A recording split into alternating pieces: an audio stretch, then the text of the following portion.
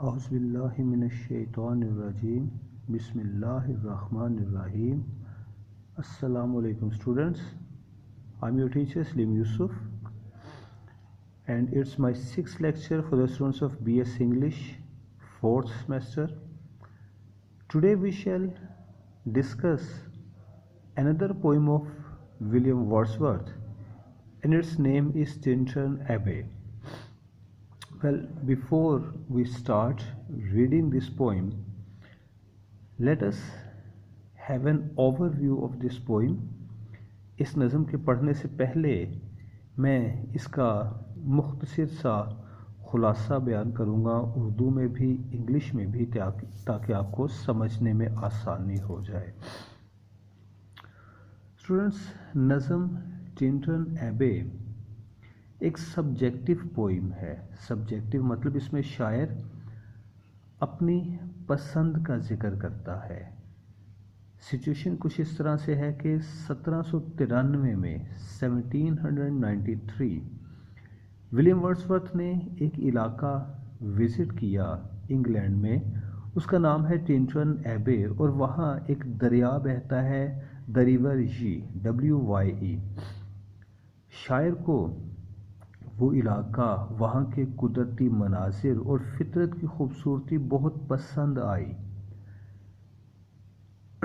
اور 5 سال بعد یعنی ان 1798 وہ ایک بار پھر سے اس علاقے کی وزٹ کے لیے جاتا ہے. اس 5 سال کے وقفے کے دوران یعنی علاقہ ٹنٹن ایبے کی 2 وزٹس کے درمیان جو 5 سال کا وقفہ ہے، اس 5 سال کے وقفے میں وہ شاعر اس علاقے کی خوبصورتی کو بھلا نہ سکا، بلکہ یہ خوبصورتی اکثر اسے تسکین دیتی تھی جب وہ تنہا ہوتا تھا، افسردہ ہوتا تھا، یا جب کچھ وقت اسے شہر کے شور و غل میں بسر کرنا پڑا. اور اب جب دوسری مرتبہ اس شخص نے اس علاقے کا وزٹ کیا تو اس نے اپنی پسند، اپنے احساسات کے اظہار کے لیے یہ نظم لکھی. یہ ایک طویل نظم ہے. آئیے اس کو ذرا انگلش میں بھی پڑھ لیتے ہیں. یہ جو پوائنٹس میں آپ لوگوں کے لیے پڑھنے لگا ہوں اس وقت، یہ سوال کا جواب بنانے میں آپ کی مددگار ہوگا، آپ کے لیے نظم کو سمجھنے میں آپ کی مدد کرے گا. یہ اس پر تبصرہ بھی ہے، یہ اس نظم کا تبصرہ بھی ہے. تو ہم اسے پڑھنا شروع کرتے ہیں. Lines composed a few miles above Tintern Abbey on revisiting the banks of the Yí during a tour July 1798 is the full title of the poem. جی ہاں، یہ 3 lines 1798 تک 2.5 lines کہہ سکتے ہیں، اس نظم کا مکمل ٹائٹل ہے. It is generally known as Tintern Abbey، لیکن عام طور پر اس نظم کو ٹنٹن ایبے کا نام دیا جاتا ہے. It is the triumph of Wordsworth's genius as a romantic poet. اسے ولیم ورڈسورتھ کی جینس کا ٹرائمف، فتح کا مقام کہا جاتا ہے، فتح کہا جاتا ہے. یعنی ولیم ورڈسورتھ نے ایز اے رومانٹک پوئٹ جتنی بھی شاعری لکھی اس میں یہ نظم ٹنٹن ایبے خاص مقام رکھتی ہے. It is also called the spiritual autobiography of the poet. اس نظم میں شاعر کی روحانی سوانح عمری کا ذکر ہے. وہ اسپرچول آٹوبایوگرافی کیا ہے اس کو ہم بڑی تفصیل سے پڑھیں گے. اس نظم میں مختصر بیان کیے دیتا ہوں تاکہ نظم کے سمجھنے میں آسانی ہو اور اس فکرے سے متعلق کوئی ابہام نہ رہ جائے.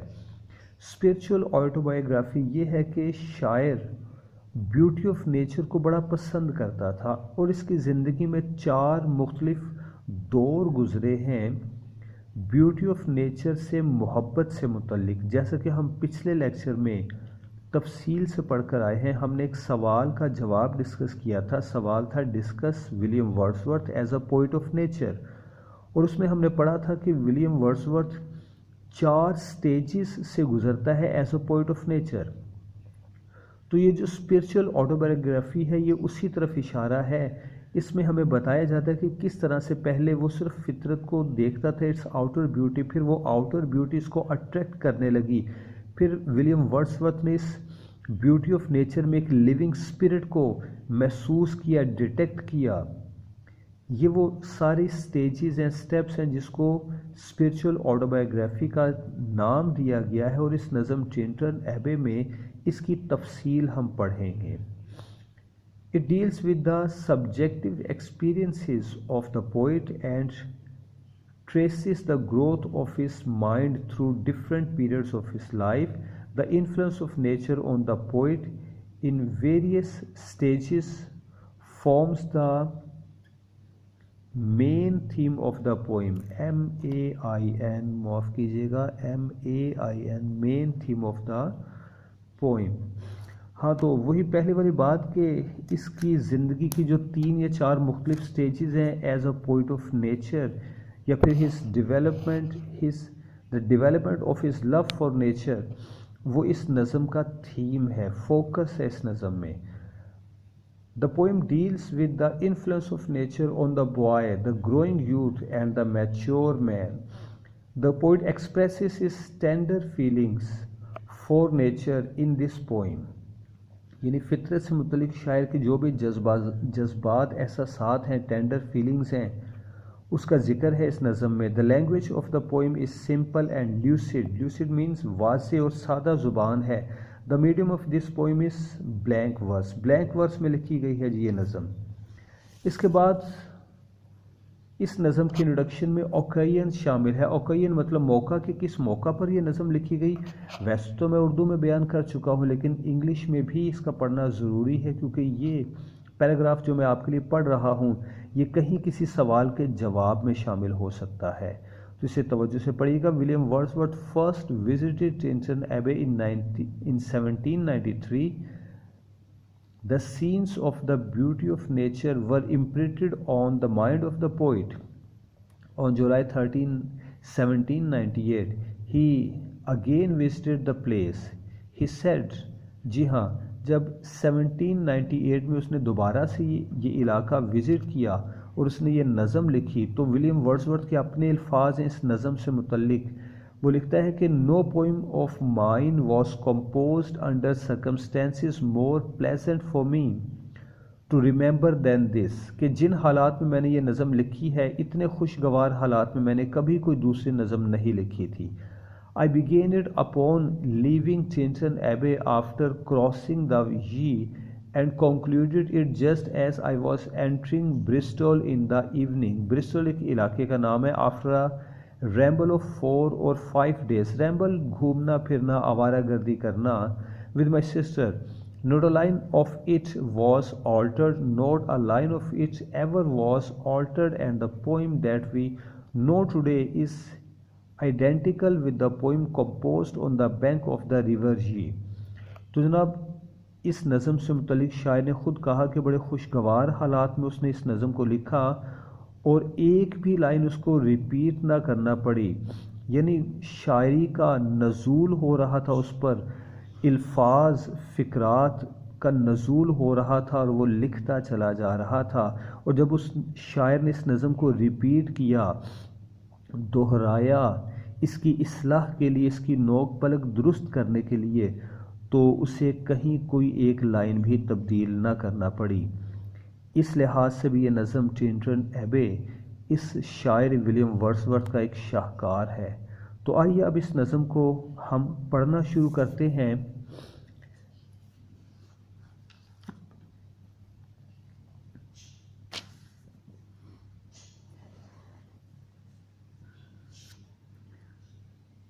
جی بسم اللہ الرحمن الرحیم.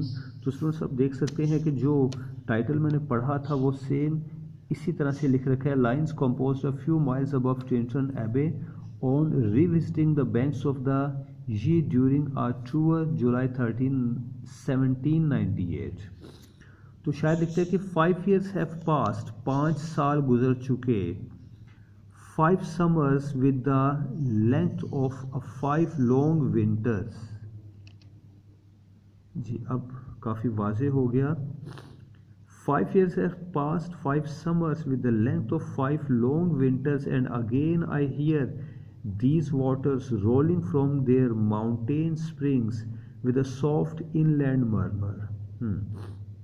तो इन 3 लाइन्स में शायर कहता है कि after 5 years, after 5 summers, after 5 winters, once again he finds himself at this place and he listens the soft murmur of the flowing water।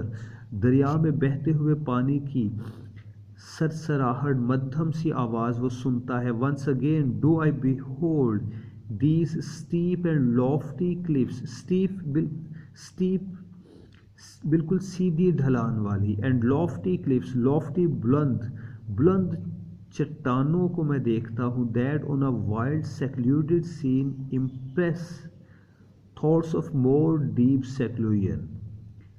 Wild secluded scene यानी इस तन्हाई वाले मंजर में, वाइल्ड मतलब जंगली, यानी इस वीराने में और तन्हा मंजर में ये क्लिफ्स, ये चोटियाँ क्या करती हैं? Thoughts of more deep seclusion, मेरी ज़ात में बड़े गहरे ख्यालात को उभारती हैं। And connect the landscape with the quite of the sky, और ये लैंडस्केप को आसमान से जोड़ देती हैं। लैंडस्केप को आसमान से जोड़ने का मतलब ये है कि जब शायर ने सर उठा के इन पहाड़ियों की तरफ, चोटियों की तरफ देखा, तो नज़र ऊपर उठते उठते आसमान की गहराइयों तक चली जाती है, और यूँ दिखता है गोया कि ये चट्टानें आसमान की बुलंदियों को ज़मीन के साथ कनेक्ट करती हो, मिलाने का काम करती हो।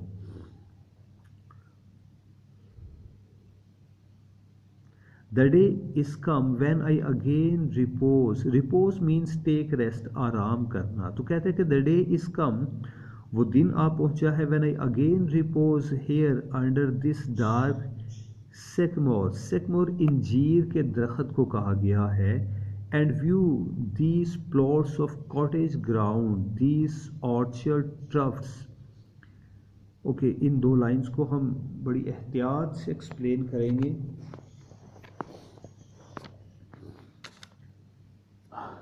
The poet says, the day is come when I again repose here under this dark sycamore, कि once again after 5 years the poet takes rest under a tree of figs। Fig इंजीर को कहते हैं, sycamore इसके दरख्त को कहते हैं, और फिग इस दरख्त के फल को कहते हैं। उर्दू में इंजीर लिखा जाता है। और शायर कहते हैं कि वहाँ लेटे हुए शायर मंजर देखता है, कौन सा? A view, and view these plots of cottage round. Plots of cottage यानी वहाँ जो देहातियों के घर हैं, झोंपड़ियाँ हैं, हर झोंपड़ी के आगे, हर घर के आगे एक खुला सा मैदान है या उनका सहन है। दीज ऑर्चर्ड टफ्स, और वहाँ उनके ऑर्चर्ड बागात हैं, यानी हर एक घर के आगे चंद एक दरख्त हैं और वो फलों वाले दरख्त हैं। विच at this season with their unripe fruit are clad in one green ह्यू। और उस मौसम में सब्ज़, हरे या कच्चे फलों से लदे हुए ये तमाम तर दरख्त सब्ज़ रंग की एक झलक पेश करते हैं। And loose themselves mid grooves and cops, और ये दरख्त ग्रूव्स में खो जाते हैं, मिल जाते हैं। इसका मतलब ये है कि वो फलों वाले दरख्त जो कि गांव वालों ने अपने अपने घर के आगे अपने सहन में लगा रखे हैं, उन दरख्तों की कितारें इतनी दूर तक जाती हैं, जहाँ तक नज़र जाती है वो दरख्त शायर को नज़र आते हैं। यहाँ तक कि जो जंगली दरख्त हैं, जो कुदरत के उगाए हुए दरख्त हैं, उनके साथ ये मिल जाते हैं और एक हो जाते हैं उस मंज़र में। Once again I see the hedgerow hardly hedgerow. ہاں جی ہیج روز کہا گیا ہے کہ ان گھروں یا جھونپڑیوں کے ارد گرد جو ہیج جو باڑ لگی ہوئی ہے بمشکل ہی وہ باڑ ہے. Little lines of supportive would, اور وہ باڑ کیا ہے، وہ تو جنگل کی کچھ لائنیں کچھ کتاریں ہیں جو کہ خوش باش ہیں، رن وائلڈ اور جنگلی انداز میں بھاگ رہی ہے. جی ان دو لائنز کو میں تھوڑا سا ایکسپلین کر دوں کیونکہ لفظ بہ لفظ بات سمجھ نہیں آتی. شاعر نے کہنا چاہا کہ وہ ایک بار پھر سے منظر دیکھتا ہے کہ گاؤں والوں کی جھونپڑیوں کے ارد گرد جو ہیج جو باڑ بنی ہوئی ہیں وہ باڑ دور دور تک خود ہی پھیلتی چلی جاتی ہے کیونکہ وہ پودوں کی بنی ہوئی باڑ ہے، اس میں تار نہیں لگی ہوئی، وہ اینٹوں سے بنی ہوئی کوئی دیوار نہیں ہے، وہ تو جنگلی پودوں سے بنائی ہوئی ایک باڑ ہے.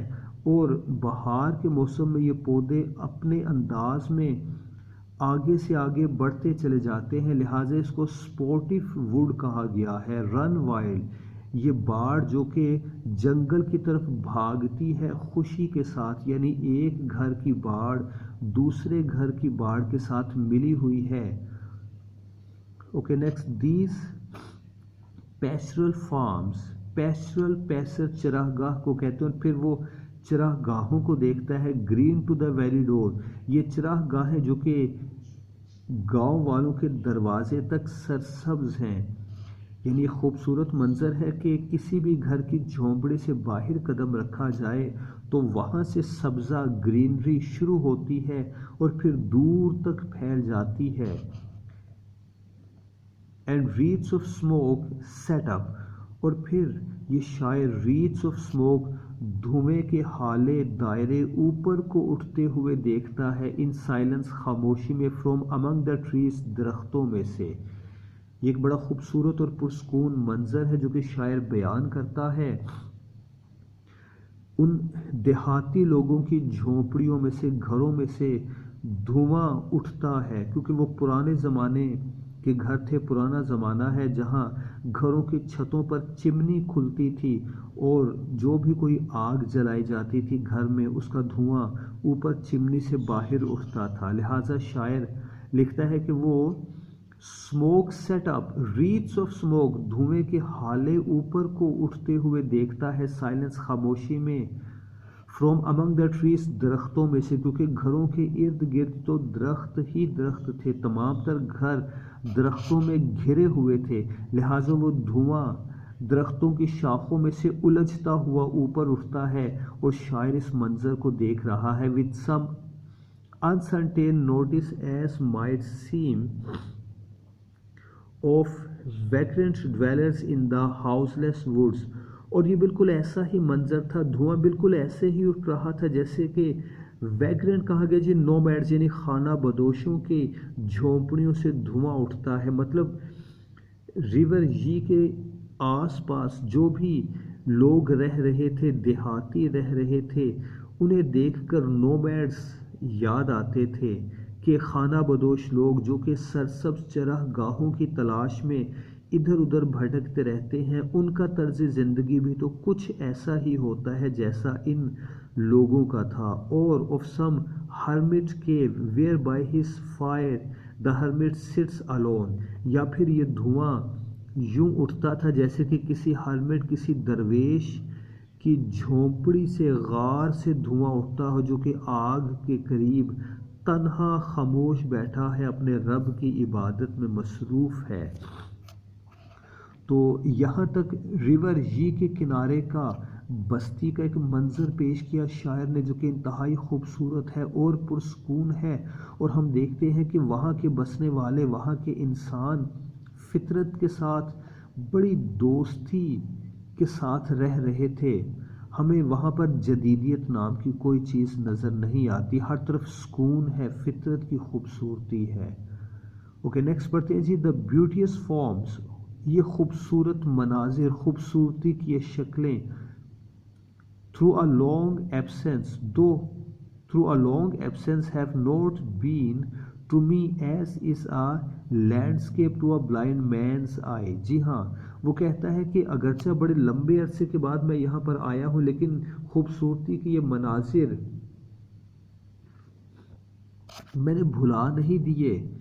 میرے لیے خوبصورتی کے مناظر ایسے نہیں ہے جیسے کسی نابینا کو آنکھوں سے اندھے کو کچھ دکھائی نہیں دیتا. نہیں، شاعر کو سب یاد ہے، پرانی باتیں. یہی مناظر جو 5 سال پہلے اس نے دیکھے تھے وہ اس کے ذہن پر نقش ہو چکے ہیں. But oft in lonely rooms and mid the din of towns and cities مطلب ہوگا افراتفری، گہما گہمی بھری زندگی، شہر کی زندگی. تو شاعر کہتے ہیں کہ جب وہ اپنے کمرے میں تنہا لیٹا ہوتا تھا، یا جب تھوڑا عرصہ اس نے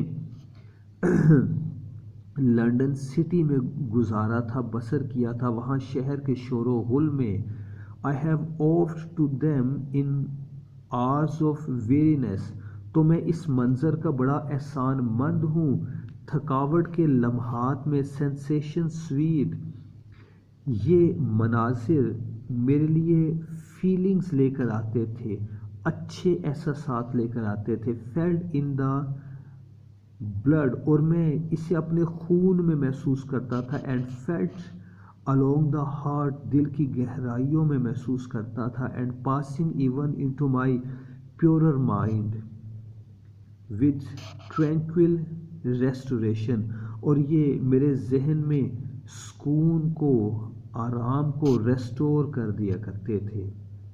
تو ان 4 یا 6 لائنز کو میں ایکسپلین کرتا ہوں. The poet wants to say that when he was alone, when he was sad, and when he was living for some days in the noisy city, these scenes of Tintern Abbey provided him peace, serenity, calm and pleasure. کہ جب وہ اپنے کمرے میں تنہا ہوتا، جب افسردہ ہوتا، یا چند دن جو اسے شہر کی شور و غل بھری زندگی میں بسر کرنا پڑے تھے، اس عالم میں وہاں پر یہ مناظر اس کو سکون فراہم کرتے تھے، یہاں تک کہ اس کی دل کی گہرائیوں میں بسے ہوئے تھے یہ مناظر. Feelings to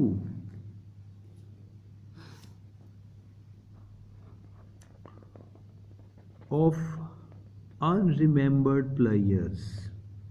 Feelings too of unremembered pleasures, such as perhaps as have no slight or trivial influence on that best portion of good man's life, his little nameless unremembered acts of kindness and of love. اور پھر شاعر مزید کہتا ہے کہ یہ ایسی feelings ہماری ذات میں پیدا کرتے ہیں، یہ مناظر جو کہ اس نے ریور جی کے آس پاس دیکھے تھے، 5 سال پہلے بھی دیکھے تھے. وہ فیلنگز ہیں آف ان ریممبرڈ پلیئر، ان خوشیوں کا احساس ہے جو کہ وہ کچھ بھول چکا تھا. Such perhaps as have no slight or trivial influence, اور کہتے ہیں کہ اس کا اثر شاعر کی ذات پر کوئی گھٹیا معمولی اثر نہیں تھا. On that best portion of good means life, بلکہ یہ ایک اچھے انسان کی زندگی کے بیسٹ پورشن، بہترین حصے پر اچھے انداز میں اثر انداز ہوتے ہیں. ہز لٹل نیم لیس ان ریممبرڈ ایکٹس، اور اس کے چھوٹے چھوٹے ایسے اعمال جو کہ بھلائے جا چکے ہیں. Of kindness and of love, مہربانی کے، محبت کے احساسات. جی ان 4 یا 6 لائنز میں شاعر نے کہنا چاہا کہ ٹنٹن ایبے کے مقام پر اس نے جو مناظر دیکھے تھے وہ اس کی زندگی پر بڑے گہرے اثرات چھوڑ کر گئے تھے.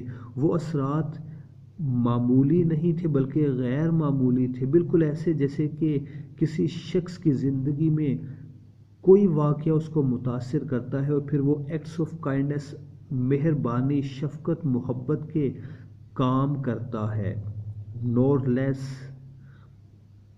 I trust to them I may have of another gift. پھر کہتا ہے کہ یہ جو ٹینٹرن ایبے کے مناظر جو اس نے 5 سال پہلے دیکھے تھے وہ ایک اور انداز میں ان کا احسان مند ہے، یعنی اس منظر نے، ان یادوں نے، اس وزٹ نے اس کو ایک اور تحفہ بھی دیا تھا، اور وہ تحفہ کیا تھا؟ آف ایسپیکٹ مور سبلائم، وہ اس کی ذات کا ایک پہلو تھا جو کہ بڑا سبلائم، بڑا اعلیٰ و عرفہ تھا. دیٹ بلیسڈ موڈ، اس کو ایک بلیسڈ موڈ عطا کیا تھا.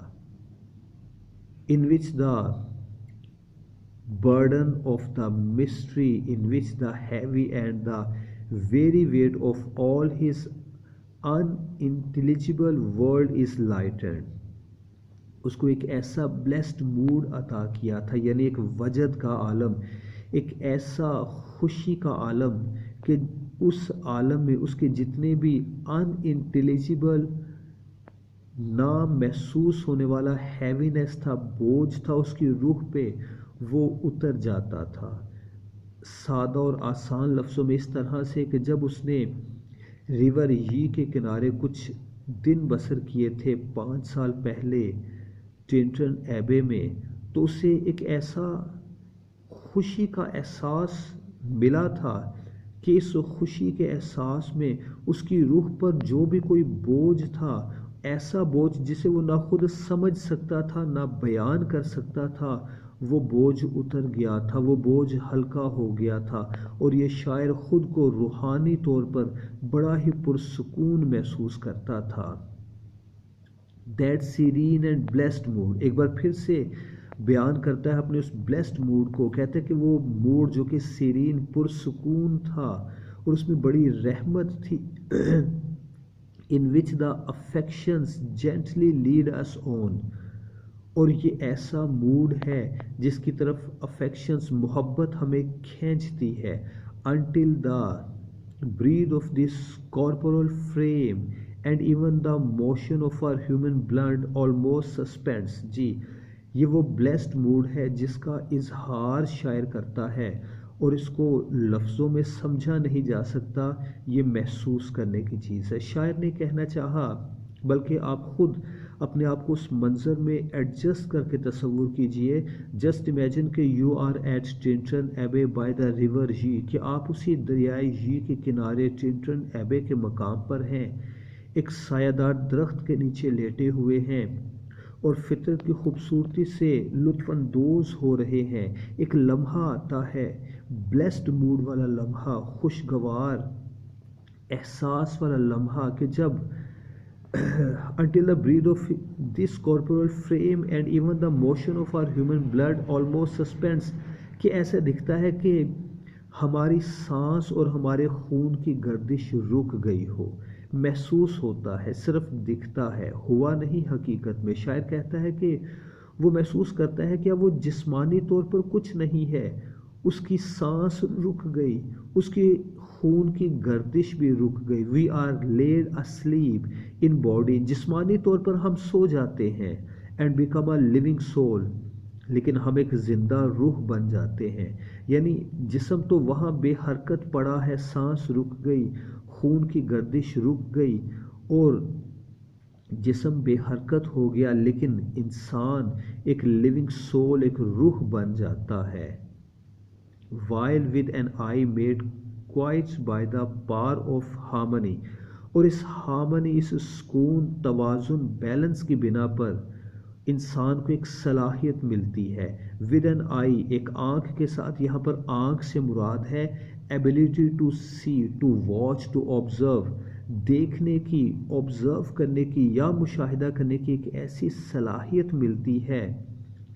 By the power of harmony and the deep power of joy we see into the life of things، کہ اس کی مدد سے ہم چیزوں کی زندگی میں جھانکتے ہیں. یعنی جو چیزیں، جو آبجیکٹس ہمارے ارد گرد موجود ہیں، ہم ان چیزوں کی ذات کی گہرائی میں جھانکنے کے قابل ہو جاتے ہیں. یعنی شاعر نے کہنا چاہا کہ وہ ایسا بلیسڈ موڈ تھا کہ اس بلیسڈ موڈ میں، اس کیفیت میں، اس وجد کے عالم میں شاعر فطرت کی خوبصورتی کے بیرونی مناظر کو نہیں دیکھ رہا تھا، بلکہ وہ ان مناظر کی حقیقت کو دیکھ رہا تھا. اس منظر کی ذات کی گہرائی میں جھانک رہا تھا اور اسے محسوس ہو رہا تھا کہ یہ سب کچھ صرف دکھاوے کی چیز نہیں، جو دکھتا ہے اس کے پیچھے بڑی گہرائی ہے، بڑا فلسفہ ہے، بڑی حکمت ہے۔ تو یہ وہ بلیسڈ موڈ ہے جو کہ شاعر نے محسوس کیا تھا، جسے وہ ہمارے ساتھ شیئر کرتا ہے۔ تو اسٹوڈنٹس، امید کرتے ہیں کہ آج کا یہ لیکچر آپ کو سمجھ آیا ہوگا نظم ٹنٹن ایبے کے حوالے سے۔ میں نے آپ کی آسانی کے لیے اس کا بیک گراؤنڈ بیان کیا کہ نظم کب، کس مقام پر اور کس حالت میں لکھی گئی، یعنی انتہائی خوشی کے عالم میں لکھی گئی۔ ٹنٹن ایبے کیا جگہ ہے، شاعر وہاں گیا تھا، سیر کرنے گیا تھا، اور پھر اس منظر کو اتنا پسند کیا شاعر نے کہ وہ اسے مسٹک ایک صوفیانہ انداز میں بیان کرتا ہے۔ تو آج کے لیے اتنا ہی، اگلے لیکچر میں انشاءاللہ اس نظم کے ساتھ پھر سے حاضر ہوں گے، تب تک کے لیے اللہ حافظ۔